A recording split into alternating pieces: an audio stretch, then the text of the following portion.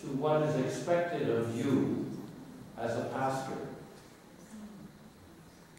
You know by experience, Monte, that you don't work 9 to 5. It is expected that you will be available 24/7. Many ministers are almost meetinged to death. If not in their own congregation, then in their presbytery, their synod, and the General Assembly, each of which has committees and subcommittees, and on and on and on. Please be seated.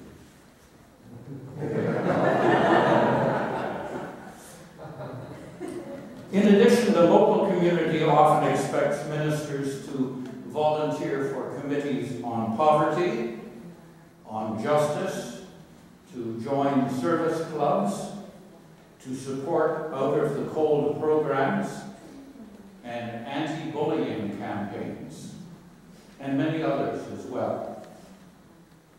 Those expectations that you will want to serve the Oakville community arise from people outside the church who often imagine that ministers work only 1 hour a week on Sundays.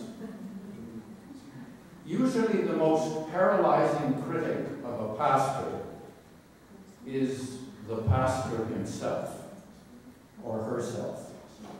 Few congregations realize that sad fact. There is never enough time to satisfy yourself that the sermon is as effective as you'd like it to be, and the result is guilt. Hospital visits and Bible study preparations and a host of other necessary responsibilities mean that you don't feel your prayer life is as deep as you'd like. And the result is more guilt and sadness. Sadness that is not visible to members of the community, of the congregation. Besides all this, there are 2 essential things that most pastors do not have.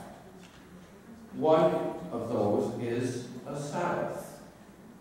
On the 7th day, God took a day of rest, but I know many a minister who feels guilty taking a Sabbath day of rest. The second thing that most pastors do not have is a pastor. Hence the loneliness of the long-serving minister. Loneliness and often depression. In the light of all this, O Monte, this is my charge to you. Take seriously Matthew chapter 8, verses 18 and 22, which read, "Now when Jesus saw great crowds around him, he gave orders to go over to the other side. And when he got into his boat, his disciples followed him." Now just picture the scene. Jesus had fed thousands of poor and hungry peasants. He had been healing hundreds of sick and lame people. Crowds are now surrounding him, pleading for him to attend to their desperate needs. How can he satisfy all their demands? Then we read, when Jesus saw great crowds around him, he gave orders to go over to the other side. How could he just sail off into the sunset and abandon them? Imagine the shouts of agony and anger that pursued him over the water. Picture the confusion of the disciples who were shocked that Jesus was turning his back on people who could have become his followers. Why did he do that? Well, here's the answer. Because although Jesus was Emmanuel, God with us, yet he was also a man.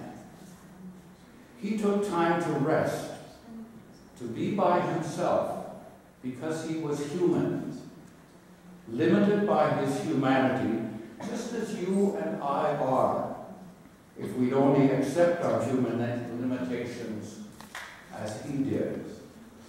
You can only do what you can only do. He said no to the crowd because he was exhausted.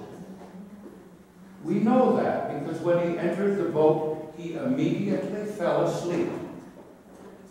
As we learn from the 23rd Psalm, David, who had killed lions and fought Goliath and established a kingdom, allowed God to lead him by still waters so that his soul could be restored.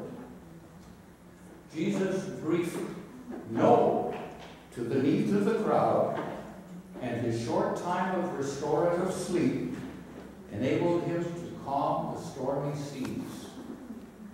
Then when he reached the other side, he healed the demoniacs. There will always be more work to do. When you see the endless demands of a needy world, there will be times to say no. And like Jesus, go over to the other side. All for the strengthening of this congregation and the